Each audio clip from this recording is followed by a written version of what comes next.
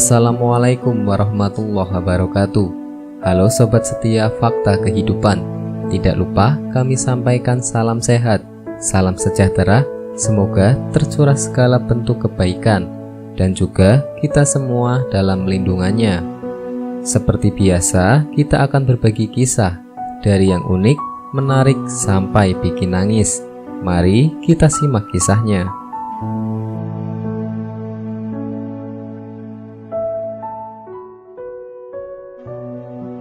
Kisah nyata. Dokter berdialog dengan pasien sakaratul maut. Isi percakapannya bikin merinding. Setiap orang pasti mengalami namanya kematian. Sebelum kematian itu datang, seseorang akan menghadapi yang namanya sakaratul maut. Detik-detik menegangkan dan menyakitkan saat sakaratul maut ada sebelum seseorang benar-benar meninggal dunia.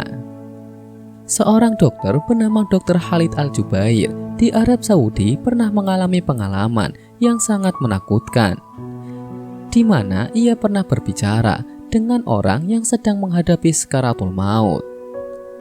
Dr. Khalid Al-Jubair yang merupakan seorang ahli bedah jantung di Arab Saudi, ia menceritakan suatu hari seseorang perawat menelpon ia bahwa ada pasien yang infusnya tidak berjalan dengan baik pada tangan sebelah kanannya.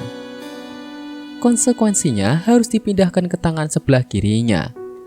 Dr. Khalid pun menghampiri pasien tersebut yang sudah dirawat di rumah sakit selama 6 bulan.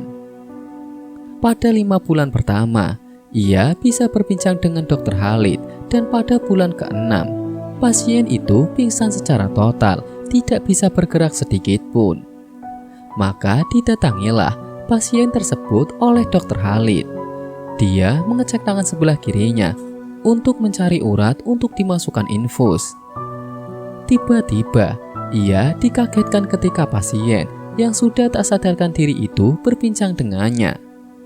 "Dr. Khalid, apa yang kamu lakukan?" "Apakah kamu Dr. Khalid?" ujar pasien itu.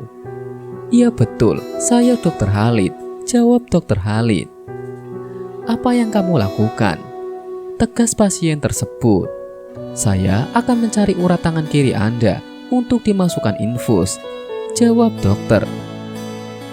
Lalu pasien berkata, "Tidak, kamu tidak akan menemukan urat tersebut karena saya sudah menjadi mayat." "Tidak, kamu bukan mayat," tegas dokter. Kemudian pasien itu berkata, "Wahai dokter, saya sudah menjadi mayat." "Tidak, kamu bukan mayat," tegas dokter. "Wahai dokter, saya sudah menjadi mayat. Saya melihat apa yang tidak kamu lihat. Sungguh saya melihat malaikat maut berada di depan saya sekarang," ujar pasien tersebut.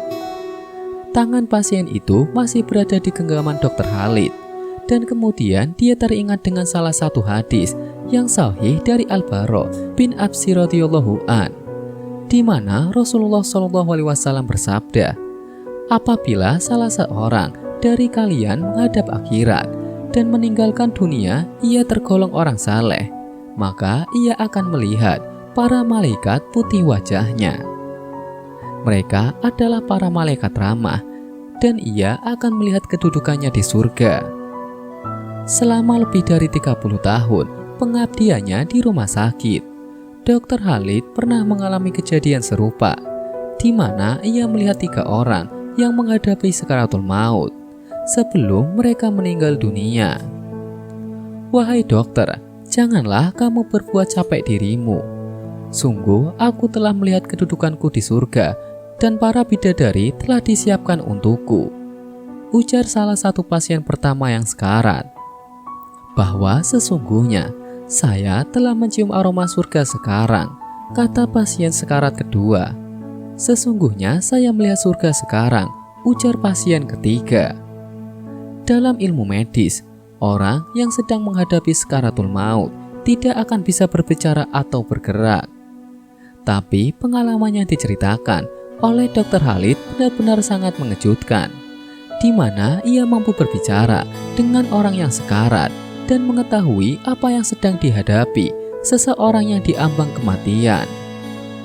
Ibnu Abi Dunya rahimatumullah meriwayatkan dari Syaddad bin Aus radhiyallahu an berkata, kematian adalah kegirangan paling dahsyat di dunia dan akhirat bagi orang yang beriman. Kematian lebih menyakitkan dari goresan gergaji, sayatan gunting, panasnya air mendidih di bejana. Seandainya ada mayat yang dibangkitkan dan menceritakan pada penduduk di dunia tentang sakitnya kematian, niscaya penghuni dunia tidak akan nyaman dengan hidupnya dan tidak nyenyak dalam tidurnya. Semoga kisah ini mengingatkan bahwa kita sebagai manusia, saat nanti kita pasti mengalami kematian. Oleh karena itu, sebelum kematian itu tiba dan semua pintu aman tertutup, mari tingkatkan ketakwaan kepada Allah Subhanahu wa Ta'ala. Semoga kisah di atas bisa menjadi pelajaran kita semua. Sekian, wallahu a'lam bishawab.